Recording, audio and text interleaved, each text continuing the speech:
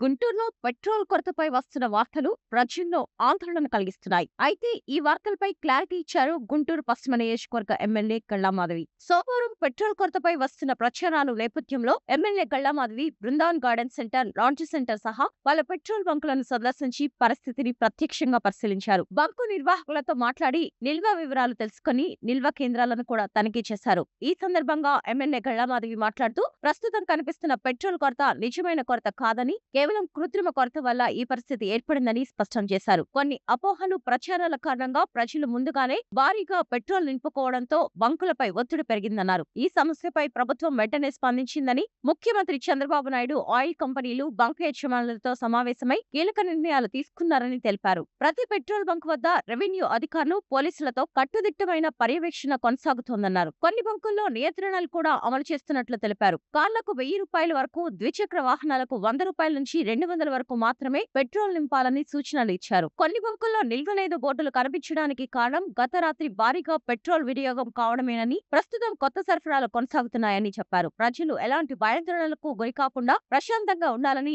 అవసరానికి మించి పెట్రోల్ నిల్వ చేయకుండా సహకరించాలని ఎమ్మెల్యే గళ్ళామాధవి విజ్ఞప్తి చేశారు. త్వరలోనే పరిస్థితి పూర్తిగా సాధారణ స్థితికి వస్తుందని ప్రభుత్వం భరోసా ఇస్తోంది.